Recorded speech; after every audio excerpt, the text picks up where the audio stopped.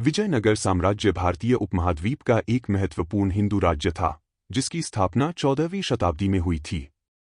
यह साम्राज्य दक्षिण भारत के 4 मुख्य क्षेत्रों कर्नाटक, आंध्र प्रदेश, तमिलनाडु और केरल में फैला हुआ था। यह साम्राज्य तुंगभद्रा नदी के किनारे स्थित था और इसकी राजधानी विजयनगर, जिसे आज हम्पी नाम से जाना जाता है। इस अध्ययन में हम विजयनगर साम्राज्य के इतिहास, इसके प्रमुख शासकों, उपलब्धियों और सामाजिक सांस्कृतिक योगदानों पर चर्चा करेंगे। विजयनगर साम्राज्य की स्थापना 1336 में हरिहर और बुक्का नामक 2 भाइयों ने की थी, जो कि संगम वंश के पहले शासक थे। इनका मूल उद्देश्य दक्षिण भारत को मुस्लिम आक्रमणकारियों से बचाना था। इन्होंने मुस्लिम आक्रमणकारियों के खिलाफ हिंदू शक्ति को संगठित करने के लिए विजयनगर की स्थापना की।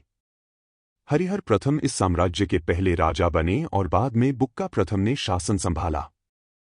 विजयनगर साम्राज्य में 4 प्रमुख वंशों ने शासन किया। संगम वंश 1336 से 1485। हरिहर राय प्रथम। हरिहर राय प्रथम विजयनगर साम्राज्य के संस्थापक थे। इन्होंने सन 1336 से सन 1356 तक शासन किया। बुक्का राय प्रथम। बुक्का राय प्रथम ने साम्राज्य का विस्तार किया और विभिन्न क्षेत्रों पर विजय प्राप्त की। इन्होंने सन 1356 से सन 1377 तक शासन किया। देवराय प्रथम, जिन्होंने सन 1406 से 1422 तक शासन किया। देवराय द्वितीय, जिन्होंने सन 1422 से सन 1446 तक शासन किया।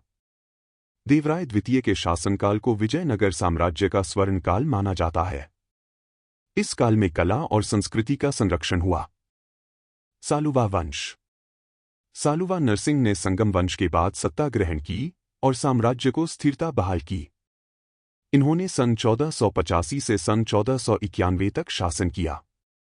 तुलुव वंश। कृष्णदेवराय। कृष्णदेवराय ने सन 1509 से सन 1529 तक शासन किया। कृष्णदेवराय विजयनगर साम्राज्य के महानतम शासक थे, जिन्होंने साम्राज्य को नई ऊंचाइयों पर पहुंचाया। उनकी शासनकाल में कला, साहित्य और वास्तुकला का अद्वितीय विकास हुआ। अच्युत देवराय। अच्युत देवराय ने कृष्णदेवराय के बाद सन 1529 से सन 1542 तक सत्ता संभाली। अरविदु वंश। तिरुमल राय अरविदु वंश के पहले शासक थे, जिन्होंने सन 1570 से सन 1572 तक शासन किया। वेंकट द्वितीय अरविदु वंश और विजयनगर साम्राज्य के अंतिम महत्वपूर्ण शासक थे, जिनके बाद विजयनगर साम्राज्य का पतन हुआ। इन्होंने सन 1586 से सन 1614 तक शासन किया।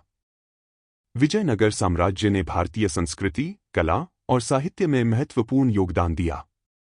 विजयनगर साम्राज्य में ऐतिहासिक वास्तुकलाओं का निर्माण हुआ, जिनमें हम्पी में विरूपाक्ष मंदिर, विट्ठल मंदिर, हजारा राम मंदिर और राजा का महल जैसी संरचनाएं शामिल है। इस काल में संस्कृत और तेलुगु साहित्य का विकास हुआ।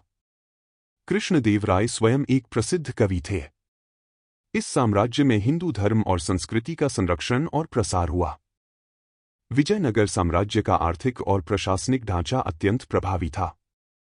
इस काल में अंतर्राष्ट्रीय व्यापार किया जाता था, विशेषकर मसाले और रत्नों का। कृषि के लिए सिंचाई प्रणाली का विकास किया गया, नहरें और तालाब भी बनाए गए। विजयनगर साम्राज्य का प्रशासन सुव्यवस्थित प्रांतों में विभाजित था। इसकी न्याय प्रणाली कठोर थी। विजयनगर साम्राज्य का पतन मुख्य रूप से सन 1565 में तालीकोटा की लड़ाई के बाद शुरू हुआ। इस लड़ाई में विजयनगर की सेना को बहमनी सल्तनत के संयुक्त मुस्लिम राज्यों की सेना ने पराजित किया। इसके बाद विजयनगर साम्राज्य धीरे धीरे विघटित हो गया।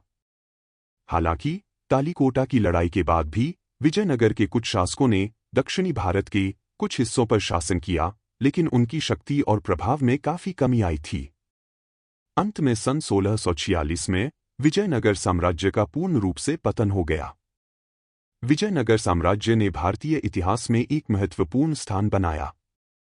इसका अध्ययन न केवल दक्षिण भारतीय इतिहास को समझने में महत्वपूर्ण है, बल्कि भारत की सांस्कृतिक धरोहर को भी उजागर करता है।